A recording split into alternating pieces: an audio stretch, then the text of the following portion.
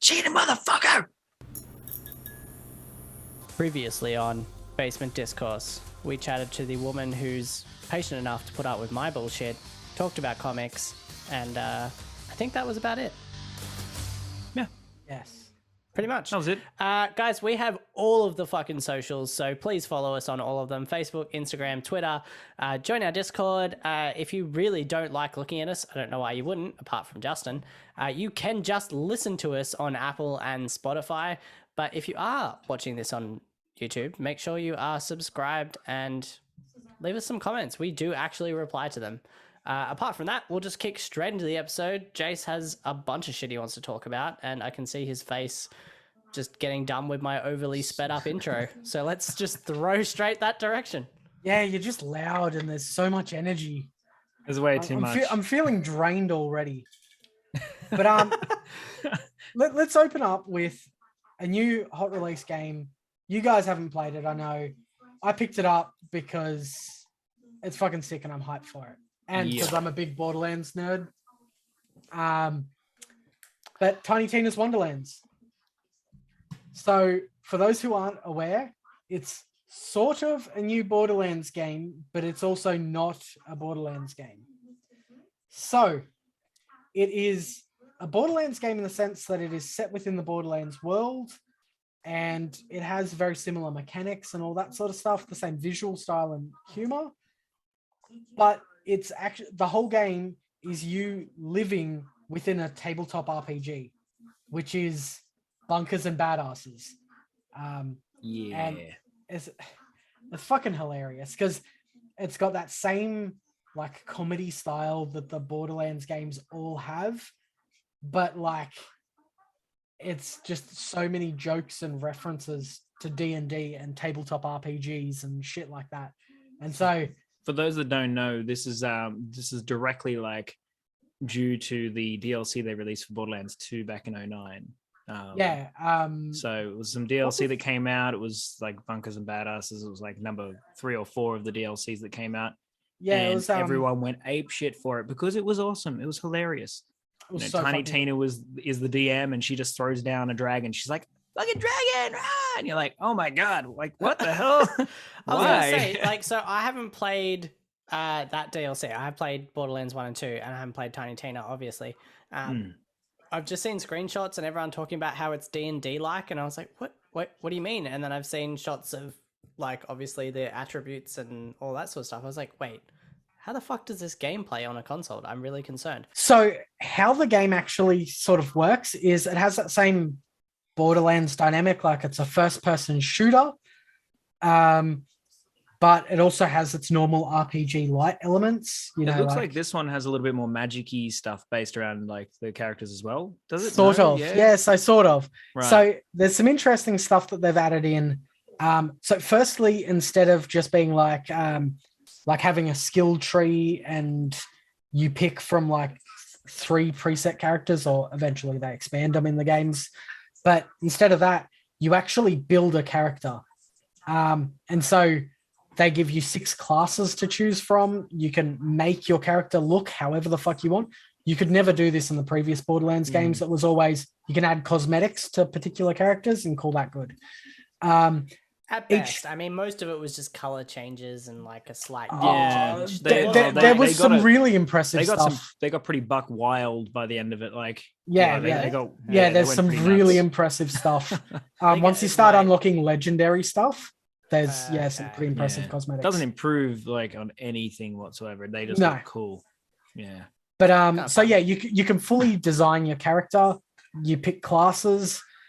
You can even multi-class later in the game, so then you can pick up a second class. That's sick. I like that because that just, instead of 6, you've now got, I don't even know what the multiple of that is by the amount of different variations you can then 32, add. But it's a lot. I think. Roughly, yeah. That's if you can only do 2 classes. I don't know. Yeah, maybe if you play New Game, maybe is there a New Game Plus? I'll be interested to see. I don't fucking know. I'm 3 hours in, man. I got a long way to go. But yeah, like there's some really cool things in it.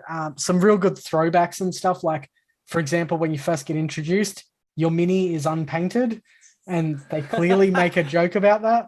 I was like, awesome. Fuck, I feel right at home here. Yeah, that's cool. And yeah, so there's heaps of like D&D in jokes. So if you're someone who plays D&D, you're going to get lots of extra references and things like that. But if you're not, I feel like you could still just jump into it and be like, this is great. I love Borderlands. just as a fun like basement discourse moment, is this our first proper like video gaming D&D crossover? Because we've talked about like where it crosses over in other ways, but have we had like a direct crossover like this? I don't think. Well, we have discussed Divinity, but not in depth. So Divinity Original Sin 2 is definitely like the ultimate D&D experience, where it is almost word for word the exact same thing. And Baldur's Gate 3, if we get around to it eventually, will be the same. And obviously Baldur's Gate 1 and 2. Yeah. Planescape was based on D&D. There's the Pathfinder games. And then even like Star Wars Knights of the Old Republic is based on D&D rule set, and they've just changed terminology to apply to the Star Wars world. Yeah, correct. Yeah, because Like- was Not before like the Edge the of the Star Empire. Wars RPG. No. it- This was it predates- Edge of Empire. Yeah, right. Star Wars RPG. Yeah, so That's yeah. cool. So yeah, Look yeah. at you So, knowing your friggin' tabletop shit, Brady. yeah, Holy crap. man's played 2 games. He's a professional. Yeah. Oh, wait, no. Yeah. Wait. I figure like you poor Spoilers. bosses have to keep soaking up the anime shit. Like the least I can do is learn from you guys. Brady's soaking up all the fluids right now. All about the soak, all that mate. creative Despite my juice. fucking level 3. All right. So yeah, that's Tiny Tina's Wonderlands. It's Sick. It's if you've played Borderlands, it's going to be very familiar. If you've got a D&D background, you're going to get a lot of references in there as well. But it's got heaps of other stuff in there. Like there's one point that you would really love, Brady, where you're brought to the overworld, which is very clearly just the map. Yeah. And you punch through like a little area, and Tina's like, oh, you've got to go through some long grass. You walk through long grass, random encounter, and then you go into battle. And I'm like, oh, wow. Wow, that's not Pokemon at all. And yeah, so. Hey, these days, you go in the long grass and you throw shit at the Pokemon and you're the random encounter for those poor fucking wildlife bastards. They should be able to throw balls at you. I legit Legends of thought where you were Arceus. building this up to, Jace, was that you were going to like drop the word isekai, and I was like, "Fuck, shut up, don't say it." I No, thought he no. was. You're going to get him I carried thought away. he was too, hey, for sure. No, fucking no. If 'Cause they're Brady escaping talks to about another Isekai world. in another fucking episode, I'm just calling it. We're done. Basement Discourse is over. So I want to just say though, quickly. If we're going to go to another world, it should be a world where we talk about cheating in games. Yeah. No, I just want to say I'm not actually that big a fan of that genre. The Boy, reason I you'd talk have me about it- fucking Isekai. surprised. Dude, I swear, you think you are in an isekai right now. Every time he puts on his underpants, he's like, wow, this is like an Isekai. The reason I talk about it so much is because there's so much of it. Yeah, there's so much hentai as well, but we don't talk about that on every episode. That's such a different, like, How? we don't mention every first-person shooter. We're not like, oh, there's a lot of first-person shooters in gaming. Exactly. So I guess And everything's yet set. here you are with Isekai. different. It is not.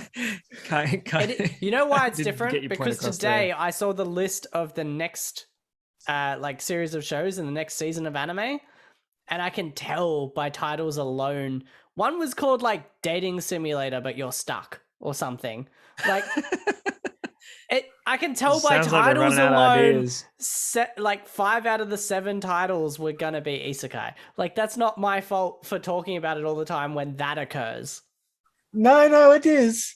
Like I Yeah. can tell you that there's going to be a grey and brown first-person shooter set in a modern, semi-realistic environment released this year. That happens There's gonna a be lot. like 3 of those I released was this going year. to say, and what is this? This sounds Like- familiar. Yeah, there's going to be fucking billions of them, but Yeah. I don't talk about it on every episode, do I? No, but we should talk about them. When? Aside from like the dark episode when we brought up No Russian. Yeah, that's true. True. Yeah. What were we going to move on to there? Cheating if I had in to games. fucking defend my own honor. You have no honor. Seppuku or nothing. Jesus. I don't need to corpse bleed that hard. Okay. So yeah, cheating in games. So I guess the biggest thing to talk about here is where it's defined, because cheating back in the day was using a cheat code. Yeah. Yeah. And it was ridiculous. Do you remember making Lara Croft explode? Yeah, that's not. I mean, that's That not was a cheat. That's just a code. goof. This is a That goof. was called a cheat code. Yeah. Yeah. But like when I mentioned this topic, when I was like, hey, like, you know, we should talk about cheating because that's like pretty prominent. Aside from Brady's weird face, who thought we were like talking about cheating on our wives, the other thing that that he was talking about, that he was like, oh, what do you mean by cheating? Like, and I was like, well, like, you know, all forms of cheating. And I was talking about like Elden Ring and being overpowered, or like you're talking about cheesing and stuff, exploits, right? Yeah. So, but like, so that's where it gets weird these days, though. It does get because weird. It's not as exploits obvious. back in the day were like people who found so in the first Mario Brothers, there's a way to jump through the above. You can jump into the roof area of the first underground bit like in the first level. It's like World 1, Level 2, you can jump up the top and run. But that's not an exploit because they put that in because at the end of it is 3 tunnels you can take. So that to me is not an exploit. So that's there are also like a hidden Easter egg. There are also other things in the game where people can exploit based on like pixel perfect positioning and then being able to push through walls they shouldn't be able to because of like collision detection issues and stuff. And speedrunners use this. And when it comes to speedrunners using that as well, when they're trying to set a record, they have to specify that is the route that they've taken. So certain speedrunners would do, you know, it has to be level 1, 2, 3, 4, blah, blah, blah. Others speedrunners are fucked up. Yeah, dude, they're dedicated and it's fucking wild to watch. Like, I love gaming. I like getting better at games, but I can't imagine spending just like monumental amounts of time to shave off like 0.4 of a second. Yeah. If you really loved a game though, like I've tallied up. Do you guys remember GoldenEye 007 on Nintendo 64? Yeah. You guys remember that gem? So to unlock the cheats, like unless you put a cheat code in to unlock the cheats, which is just lame, to unlock the cheats, you actually had to do things to do that. So like you had to do certain things at a certain speed on a certain difficulty in the game, complete a level by a certain time frame to unlock a cheat for the game. So that was the thing. Like, so to unlock, I think it was invincibility, you had to finish Secret Agent on a certain level within a minute 20 or something. So you actually had to do speed runs to unlock the cheats, which was kind of cool. Yeah. Very difficult though. Very difficult. I kind of miss that in games though. Like, do you remember Metal Gear Solid, the first one? The way you played the game would determine how your new game, what advantage they would decide to give you. So if you did a certain thing, you get like the invisibility thing, depending on how you'd beaten it already, or there was like another one where you could there's a bunch of them. But that doesn't really sound like a cheat, more like a reward, you know, like same as GoldenEye maybe, you know? Sort of. It made the second time playing the game somewhat easier, which is kind of cheating. Yeah. I mean, that's kind of Elden Ring as well, though. You get to New Game Plus, but you take all your shit with you. New Game Plus, I think, is a different category because if it's a New Game Plus, they usually make everything else harder as well. Yeah, it is. But I mean, you're going into it with, you know, much better shit than you probably should be. Yeah, but that's the same as like, so I don't know how big into Borderlands you guys are, and I clearly haven't talked about it enough today. Yeah, I know. But if you've ever talked heard about of it enough in the past, to be honest. True. But True Vault Hunter mode and things like that, where basically it's New Game Plus, but what they've done is all the enemies are harder, all the base level enemies are different, like badass variants and stuff like that, and everything scales up. But you get all your gear from the previous run, but all of it is dog shit from the very start. It's real rough. Not that helpful and that's exactly what New Game Plus is supposed to be. Yeah. But in Elden Ring, everything is dog shit regardless, because you're just going to get bum stomped. I spend so much time playing that game by looking at a loading screen. Yeah, dude. I that's the only thing I really regret about having just a regular Xbox. Like, I really want a new Xbox so my loading screens are quicker. Don't worry, man. That's all I care about. We'll pull apart your Xbox and I'll put an SSD in for you. Oh god. Okay. his fear, his genuine fear. Bro, For 2 seconds less loading time per death, I'd be happy to take that sacrifice on board. I hate when it gets. Why is it actually? You know what? Here's a question for the tech guy. Why is it a loading bar is never in sync with the loading time? Right? Because why a bar can't it just go like so you know exactly how long you've got? Instead, it's like, oh, okay. Or worse, So, like, get it does fucked. the like blah blah blah blah, and then just stays on that last like 1/10 of the fucking bar. Dude. I All really right. wish it would count you in. It's like a countdown timer, you know? Are you gonna Boy, overload this- us with tech talk? Oh, here we Maybe. go. All right. So basically, the general premise is that when you are loading something, it is loading physical objects into memory. So as it's doing that, it's saying, okay, well, let's say we'll take Elden Ring, right? You've died. They're taking you back to the first step, point of grace. And so it's like, okay, I need to load all the environment into memory now. And those files are numerous. None of them are the same size.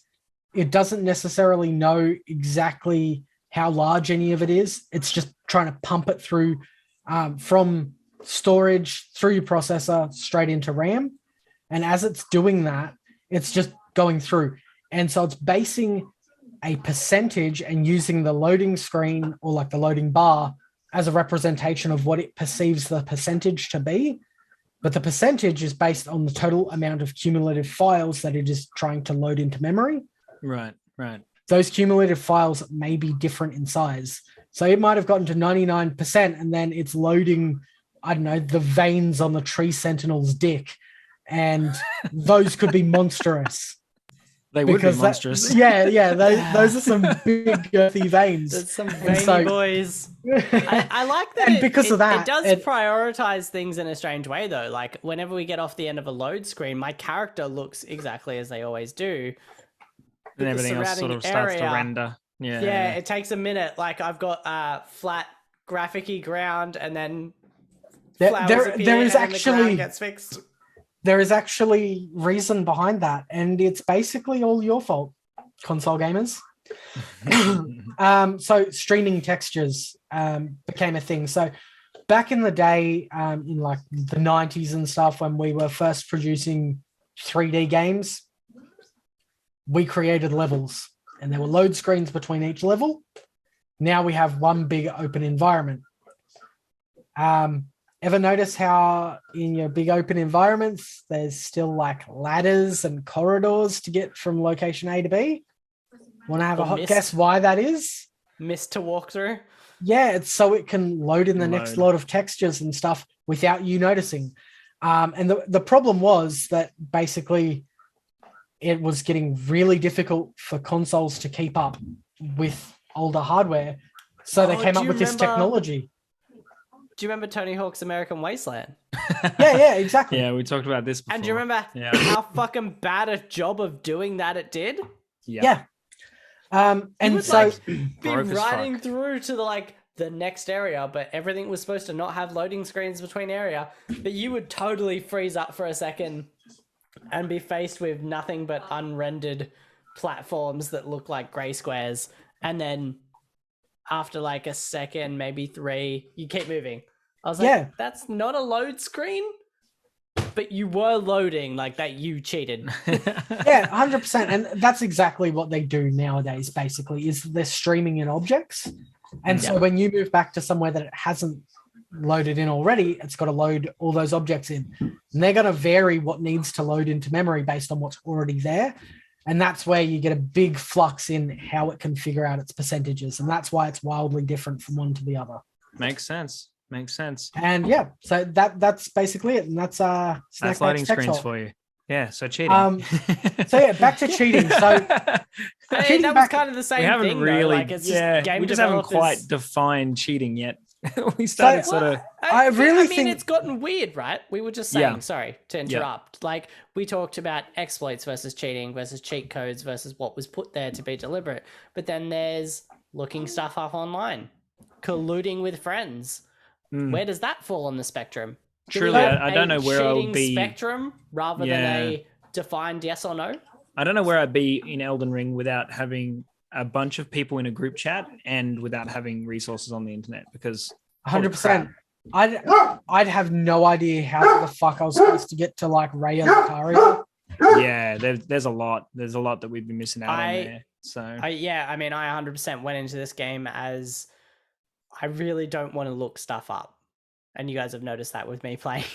I really don't want to, because I just want to explore it. It's fun. But there are just moments where if I don't, it's going to be like 30 hours invested in a single fight if I don't find out how to upgrade gear or even other stuff, because it tells you nothing.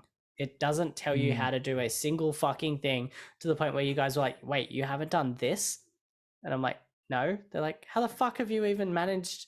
Like, you're a crazy person. I'm like, I didn't even know. Like, what? Yeah, well, Justin didn't even do the tutorial. Yeah, I missed the tutorial. It was only until I talked to you guys. Because it just looked like too big a drop. I looked down, I'm like, I'm gonna die if I drop that far. Like, I didn't know what my fall damage was. I actually think Elden Ring fucks with you with depth perception quite a bit, because I've fallen from stuff and been like, that's fine, and died. And then I've jumped off other stuff and been like,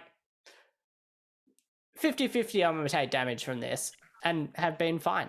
Are you aware of rainbow stones? Yeah, rainbow stone. Drop a rainbow stone down. If it shatters, then you will die from that fall. No, I'm not. And that's a solid example of exactly. Yeah.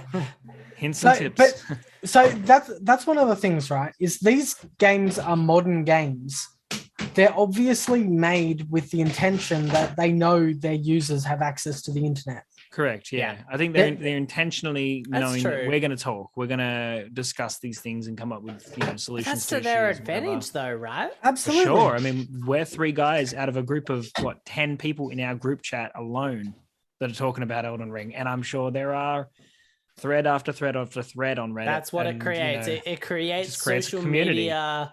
Yep. Like, how many weeks since Elden Ring released for this episode? Like, it's quite a few, and it's still one of the highest trending things until that Oscars award ceremony thing happened. Despite the fact that in the world right now we have like a war, and we still have a pandemic that is still very much occurring, even if it's I'm very well aware of that. You are. There is a whole list of trending things, but this game, because I feel like it was unintentional, or maybe it was intentional genius. They knew we would all talk to each other.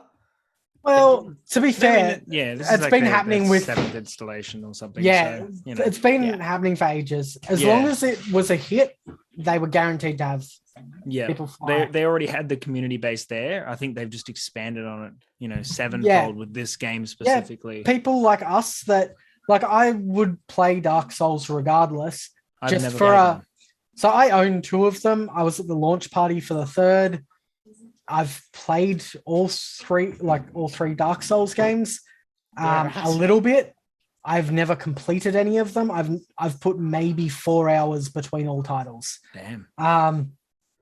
But I would play them if it was like, oh, watch me, punish myself all day.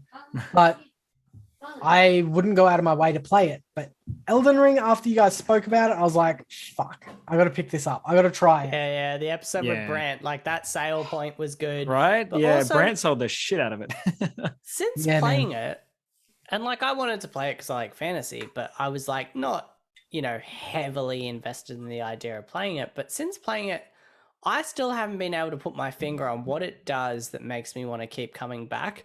Because just punishing yourself over rewarding. Because there's a lot. It's just the reward of that kill. Like, I took down the Bloodlord the other night, and I was like, games that are difficult before, and been like, no, I don't have time for this in my life. I think it's because you're strategizing. It's not just a bump this guy's health bar down. It's bump this guy's health bar down for a bit, and then you got to strategize your movements. You've got to really know your shit. You got to. I think the best way to compare it is think Final Fantasy, right? Think of when you get to those like Ultima weapon type fights, the ones where if you where you get to any like boss in Final Fantasy that can one-shot you, you've got to start thinking, okay, well, I've got to use this to do this to this person, and then I've got to be constantly casting this. This person becomes my support person. and you're constantly strategizing because if you fuck anything up, you are donezo. Yeah, I think you're right. I think they've tapped into. Yeah, it's that if you play, it's not you getting bested by the game because all they've done is just thrown this unkillable monster at you. No, it always gives you enough light at the end of the tunnel that you're like, it's achievable. If I do this, I can take him down. Yeah. And then when you actually get there after like 750 times, you're like, fucking did it. I did it. And then you tell your wife and she's like, I don't care. Yeah. Right? They've worked out how to take that turn-based element addictiveness and put it into a, what do we call these games? Like live movement games. It's called an action RPG. Yeah, but but like they've real taken time the things. Tell. Yeah, real time. So they've taken what made turn-based games so good, even though they were created out of necessity, and then put it into games that are more fun for the most part. Like if you're not super into turn-based games, you're probably into real-time games, and they've taken both elements and somehow perfectly blended them. Yeah, I think you just use a bit more areas of your brain in this game as opposed to the reactive area of your brain. You can't hack and slash this fucking game. It looks like it on the surface, but you cannot. Yep. I tried for a while. Yep. I had works a crack on at it too. some people it actually works better than even strategizing occasionally. But for the most part, definitely a few bosses. Like when we were talking about the boss I won't name from the Raya Lucaria Academy, Brady was saying he's like, I cannot beat her no matter what. And I'm like, I did not know that she was supposed to be hard. Yeah, but I've spoken to other people. Your experience with that was different, but we had the opposite with a later boss. Well, technically it could have been an earlier boss. Yeah. It was a completely optional one. One that you did after me, whereas this is one you did before me. We had the opposite experience. I was like, what the fuck do you mean? That was a piece of cake. Which was your experience with what I was saying. And that's the thing is some people and some builds and things like that are going to have wildly different experiences. And we've even seen that within our group is that like everyone's like, they're all different builds. And then one person's like, oh yeah, I just killed blah in 2 shots. And everyone else was like, what? And I know, right? Yeah. It really makes a 100%. Difference. But like, I think we're all just talking here. I was going there for a quick second. No, fuck you. Let's go back to talking about the actual topic, which was cheating. Yeah. Or maybe we just have a break. All right. We'll have a break and then we'll come back and then we'll talk about cheating. And I'm going to talk about cheating for once. Extreme ironing coming to all major consoles this fall. Hey, you. Ever wonder what ironing would be like? We all know we aren't actually going to do it. So why not give it a whirl in the Extreme Ironing video game instead? With over 12 extreme levels and settings, including the molten lava pits of Mordor, whitewater rapids with piranhas, hang gliding with pterodactyls, and more. Prove your skills as master ironer and even level up your iron. Make your mom proud. Extreme ironing, just do it! And we're back, Basement Dwellers. I hope you guys enjoyed that word from our sponsors. We're going to continue talking about cheating, but not the weird type, the type to do with games. No, we're going to talk about the weird type. Yeah. Oh, okay. D&D cheating. You two are married. I'm not married, so that's You know, sometimes you need to sample all the delights, mate. Do you guys not have early 20s? But missed that part. I was stuck with an ex that I won't mention at that point. And Justin was already bald, so no, Justin was born bald. Like, of course he was. You know what's the best? I saw a photo of you today. I think Jace shared it. You know what you look like with hair, though? I don't remember sharing it. Because you also had facial hair. You look like every amateur magician ever. Which is fair, because after every magician fails, they become a dungeon master. That's what we are. Dungeon masters of failed magicians. You look like a young Darren Brown. Wow. I don't know who that is, so cool. Yep, cool. I mean, if you went with Copperfield, I would have known, but yeah. No, we're going to do this later. That's fine. God. Nah, I'm leaving this meeting the moment it ends. I'm out. Yeah. So cheating. So back to cheating. So let's briefly touch on online cheating because that's where things get a bit weird, right? Yeah, I don't even know how to cheat online. So there are things like... What are we talking about now? Anyway, so there are certain things like, let's talk shooters, for example, because Overwatch is sort of the thing that I know best. Yep. You can have things like aimbots, which are a tool that automatically aims at enemy targets. The downside is that they are really obvious to catch if they are badly programmed because they just instantly snap to a target. And so anti-cheating methods pick them up quickly and kick you. And then you literally have your entire account banned. And so there's whole things around that. But that stuff is very clearly cheating and that's very clearly bad.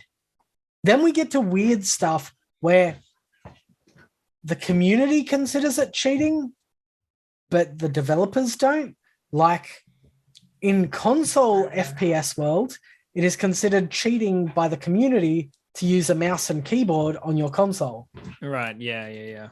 Which I find weird because the whole thing is that to do that, you have to use a tool like what they call a Zim. And all that does is your mouse represents your right thumbstick. So it has all the same limitations of your thumbstick. It's just represented by a mouse. And your keyboard is just the buttons on your controller. Maybe. I guess at the end of the day, it comes down to, do we just want everyone to have a level playing field? And are we talking about casual gaming or ranked competitions? Well, ranked competitions have much more strict rules about that. And when it comes to shooters, most competitive formats don't use console. It's pretty much all PC. That's fair. The only exception except for the Call of Duty, gaming, right? Yeah. Call of Duty uses the PlayStation. Casual gaming should be whatever the fuck you want, I feel. Yeah, possibly. So, but there's also it's like hard, though, because ranked... you're online and it's kind of annoying when someone's, better than you. But it's casual gaming. Like you've got no skin in the game apart from your time. Well, there's also competitive, which is not professional, but it is a ranked format where your performance actually displays a particular rank. Like in Overwatch, I have at peak ranked in Diamond, which is the third highest rank. But in saying that, whenever you go down in rank, people can very clearly see that and they're like, oh, okay, this person's shit. And so if you've deranked because you think someone's using means something tools, to you. It's like a status sort of a thing. Like it's not so much you're going to win money, but it's a status thing. Yeah, and people can get really heated about it. Yeah, of course. I don't blame because I've spent over 1,000 hours in Overwatch. So you can get pretty hot and heated when things aren't going your way because you feel like you're at a disadvantage. I was into COD Mobile for a while. We had a big group of us playing that for a bit. So that's Ethan COD Mobile tried on the. to get me. Yeah. It didn't go he well. got me. He got me. We were in deep. I tried it for 30 minutes. I was like, so my phone battery is destroyed and I hate this. It was a lot of fun, man. I actually really enjoyed it, to be honest. It was a lot of fun. It's well designed, but I hated it. So we got in pretty deep, and at one stage or another, we had the clan going, and we got into some competitive sort of stuff in multiplayer. You might and we need to actually be got more into... clear with your skin tone and no hair. Competitive stuff? What do you mean? I think Jace got... You had the what going? Clan. Oh, God. Oh, wow. Okay, so, yeah. We had a group going and we had competitive stuff going on, and we actually got into a competition that actually had actual money rewards, and we started taking it pretty serious. And that's when the rules came into play. You can only play it on your mobile with your hands if you're using a device, which you would then, like a control mod or anything for your mobile, then they would have ways to prove or disprove that that's happened. So, that's cheating in another form. Yeah. in another Forget way. device. What about ergonomics? So what if like you just have something to help you more comfortably hold your phone, but it doesn't do anything? That wouldn't be noticeable. No, that Yeah. wouldn't be noticeable. This is more like you have to plug it in and then buttons are then assigned. So very different and obviously much easier to play rather than using your fingers on the screen of your phone. So yeah, we didn't win. We did not win any money. You still muted, by the way, Brady. That's for damn sure. Anyway, so that's online cheating, but then there's just the regular old cheating, cheat codes or walkthroughs, exploits, or possibly even walkthroughs. I mean, that we've kind of hinted on those hints and tips and things, but then there's also like the whole cheesing thing of Elden Ring, where there's these exploits like tap the ground 3 times before you go in and fight the Bloodlord, and he'll be shackled for the whole fight, and then you can just go up there and hack the shit out of him. Didn't know that. Yeah, and before the patch, there was like you could climb up on this headstone, jump over the wall, and then just hit him from the wall, and he wouldn't be able to reach you. Things like that. And then there's like the Radon thing with you climb up the wall and make him fall down. He jumps off, he falls down. There's the there was the old bird thing out in near the Bloodlord in that area where you would hit a certain bird, you'd get, I think it was 12,000 runes per kill. So go back to the exploits, thing, restart. There's an interesting thing I'd like to touch on here, because exploits actually do have a bit of a problem within online gaming as well. So there's been things like there was a bug in Overwatch that I once experienced where a player could meet certain criteria and it'd throw them into the skybox, which is the physical measurement of the sky. You couldn't see them. They could see you. You couldn't shoot them because it's a physical skybox, but because they're stuck in it, they can shoot down. So they could just stick up in there and shoot. That would actually get you banned for using that. Wow. So unless you were one of the people that accidentally found it, if people could prove that you had used it intentionally, which they can through the reporting system, that shit gets you banned in online games. But I mean, where does... So where do you guys sit? Like, where do you guys sit on the whole cheating thing? Skyrim had a lot of fun with its exploits, right? So it's been about one episode since we mentioned Elder Scrolls, so I thought I had to. But there's the leveling up ones where okay, you want to level up, you one-handed, go get the horse that's damn near immortal and beat the shit out of it. So is that cheating? Or is I think the difference here, right? The person, right? Like if they call it cheating or not. To me, in my mind, I think that is sort of cheating. And is it okay? Like, are you happy with that result? Beating a horse for 5 hours. The developers of Skyrim have been beating that horse for fucking 15 years. They have no problem with horse beating. This is true. But well and truly dead, guys. It's dead. I think the big takeaway is that the biggest difference is, are you playing it online or by yourself?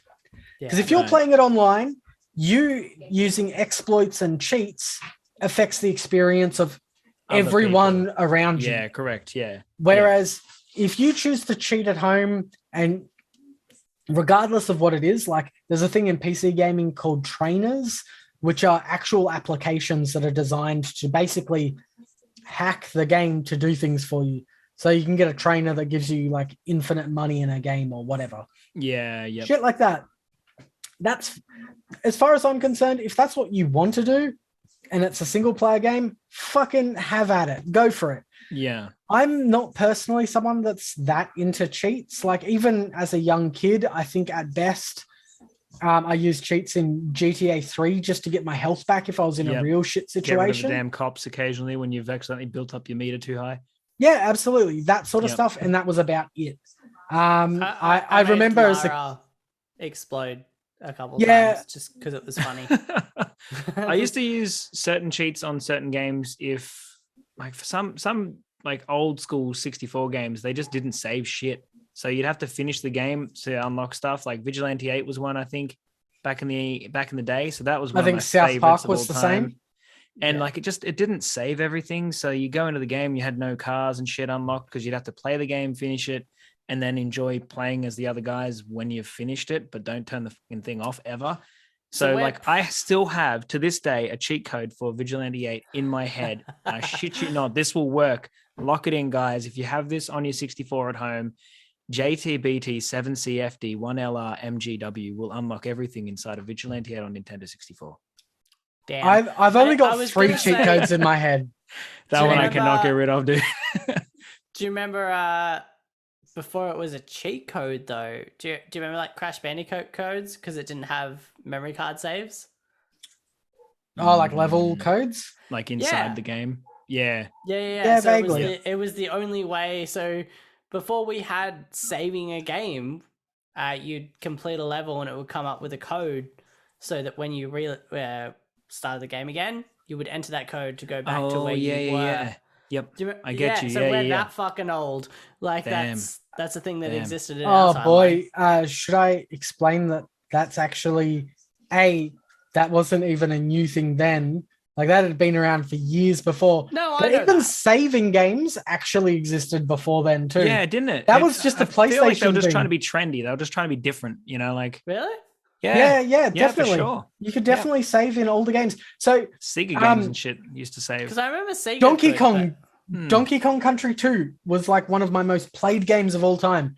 It had on-cart saving. It was a very common thing on Nintendo. They'd actually have like a storage ship in the cart. Yeah. And so if you ever sold your game on, your save games went with your cartridge. It wasn't in the console, it was in the cartridge.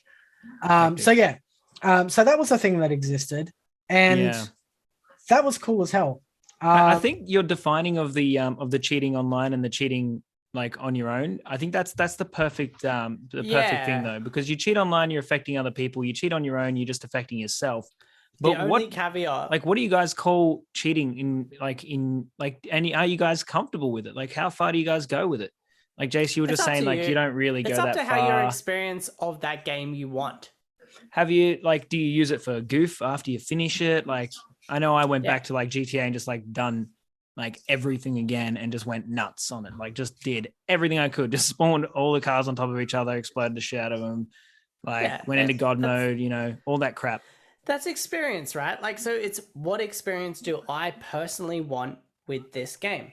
Yeah. Well, what do you guys think about the Elden Ring exploits? Like, do you stand on the hill and shoot the bird and get the 12,000 for 30 or 40 levels? 150,000%. Because I know I did. I am too bad at those video games to not use that. I know I did, but now I regret it. To be honest, if I could take it back, I probably would. New Game Plus. I don't think I'm going to use any of the exploits on the New Game Plus because it's just not right for it.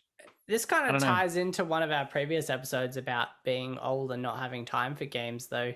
So I don't regret the couple things I've done in like Elden Ring, for example, with the like killing the sleeping dragon and letting the dude walk off the cliff, because I just don't have the time to sit there and continuously fucking die, and I am somewhat invested in just seeing more of this game. And there's no way for me to see it more without either A, taking an exploit, or B, just dying and investing 4 working weeks worth of time. Yeah. And I'm just not about that. I've had a couple of the areas run through with a more experienced player, and so the whole capital area, I've barely seen any of that because it's very hard. It's a massive area, and so my boy Pat on the Xbox just ran me through. He's like, "Come with me." Now, I just followed him up a tree branch. We went through, avoided almost everything, and went straight to the boss. And then we cheesed the shit out of the boss because he's got lots of stuff. I mean, he's not as powerful when he's with me, but he's still got lots of stuff. And we just smashed the crap out of this boss. I don't remember a thing about this boss at all. I don't remember what he looked like. I don't remember his name. I don't remember his abilities. I don't remember shit about him at all. That was Terrence. He was dead in about like 20 hits. And it was it. I was like, wow, that was cool. Want to do major bosses like that, though. It was pretty shit, I've got to say. And he's done, and now I'm going to have to wait for New Game Plus to actually experience that area. Yeah, but I wouldn't want to do Raya Lucaria, like the Academy, I can definitely tell you how to get from A to B and avoid as many things as you need to avoid to get through that entire area, because I experienced it myself on my own over and over again until I did it. And So I feel like that's more rewarding. Bringing in a summon, I think, is good, but how I did it, I think, was optimal, and I think it's similar to how Brady's been doing it, because Zach is at a similar level to me.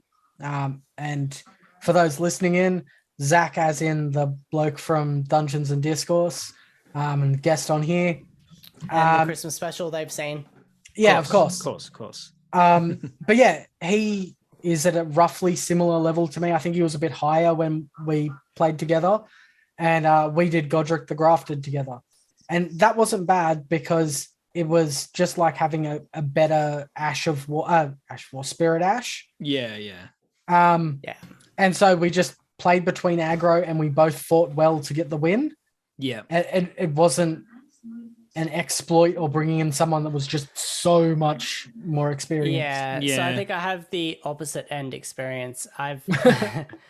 So I am the person I play with, so I'm not going to name them because they're going to watch this shit. We'll call him Borrance. He usually summons me for difficult things, even though he is 10 levels above me. Yeah, right. So maybe he's just lonely. A little bit. I think it's just I've gotten the route I've taken. It's not about leveling. It's that the way I cause damage is just helpful in a lot of situations. There are some it's woefully not helpful in, but there are a lot that it is rather. Yeah, I can relate to that. Yeah, there's a lot where summoning me levels won't come into it quite as much as do I have an advantage. So like he summoned me for a fight and he's like, this person has killed me 15 times. It took me 5 hits. Yeah. He's 10 levels above me. But also the way he plays looks like a lot of fucking fun. Like he had the jellyfish shield and has like a cat head armor. he's just having a fucking just ball. Wild. Just wild. I'm like, that's cool. How can I min-max this shit? How can I have the best light armor available to me right now? And he's just like, how can I look ridiculous? And I'm speaking of min-max, so there is cheating outside of the video game world, and that is the D&D world, which I don't talk about enough because, yeah, it doesn't happen that often. But you like don't Brady's weighted dice. You don't get episodes of D&D weekly unless you guys are watching Dungeons and Discourse, which of course you are. Of course you are. Of course you are. Loving it. Of course, sure Dungeons and Discourse. Cat and hat in the corner over there.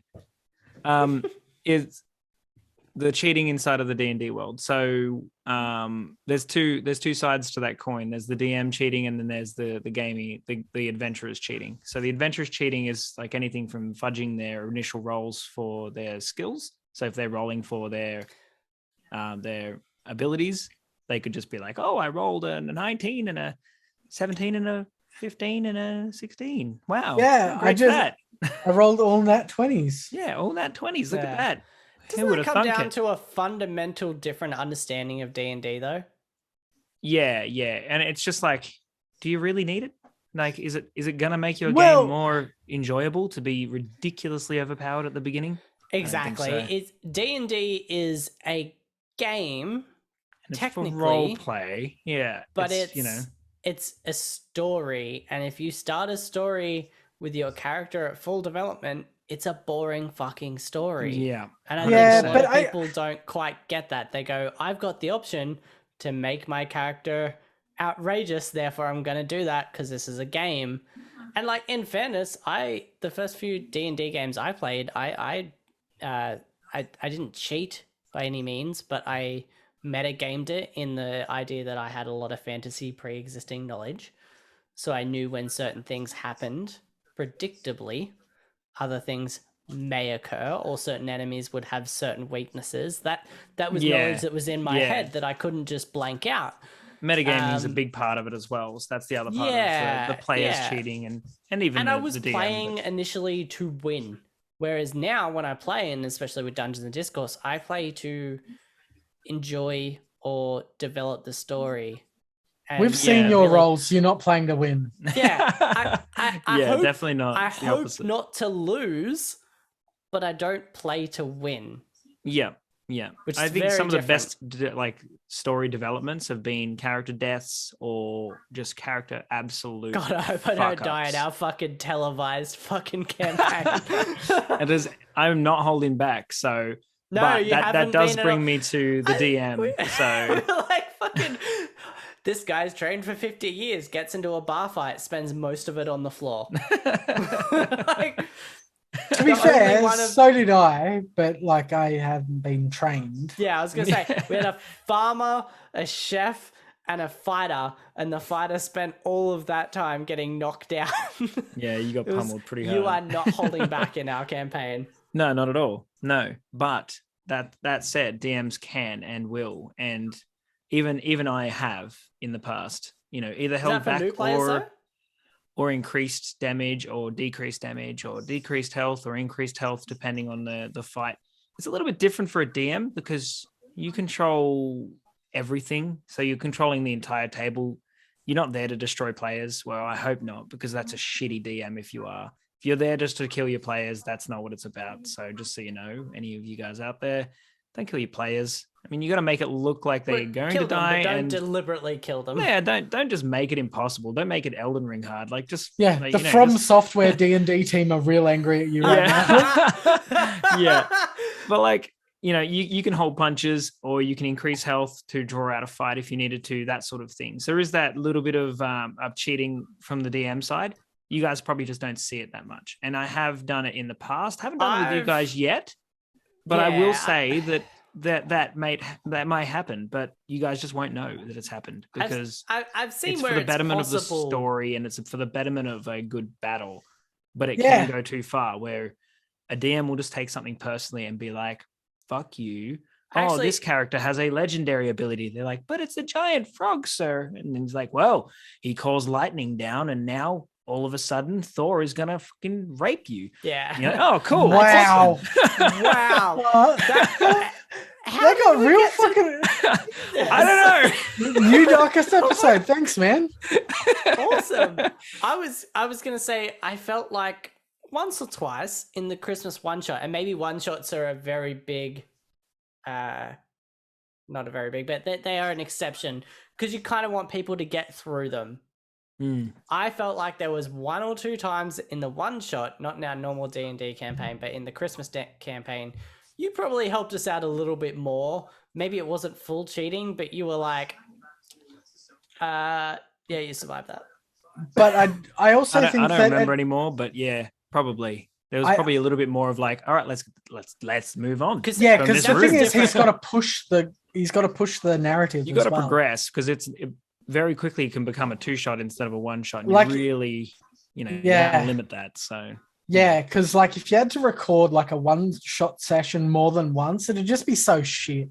yeah, it'd almost feel like a 2-shot.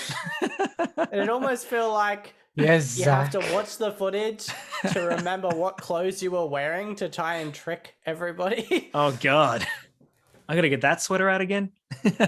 You only have one sweater. Swear Wow. to God, you have one Rude. sweater. He's Wow. just It was No, a he's different like color Batman. and had buttons. Jesus. What? he's like Batman. He's just got a cupboard full of the same sweater. Wow, I What's take the- offense. I take offense. I have at least 7 sweaters. What's the the anime comparison is the Goku thing where he opens it and he's like orange and blue or slightly different orange and blue. Well, I just got referred to as a Super Saiyan, so fuck you guys. I'll take that I as a don't think he was compliment. at that stage, but sure. Yeah, Super Saiyans have hair. Yellow beard is Piccolo nowhere didn't near have as a cool hair. as I don't Stan. know. No, if Super no. Saiyan, but If he had like a big fuck off beard though, that would be sick. Like, you go Super Saiyan and stuff. Have you seen the meme joke about I think it was Nappa because he was literally bald and had a goatee and it's just like his face covered in like Super Saiyan hair. That's It's the great. best. so good. It's So, so good. yeah. So cheating in games, we sit Cheating in all over the games. place. But And I think at the end of the day, the real takeaway is as long as you're not ruining someone else's experience and you're just dictating what your own is, then there's no real issue. yeah. the moment you life start rule, to- though. But like, you know, Yeah, even in a I like to single ruin player, other people's lives. Just Even ask in my a single wife. player, just consider it.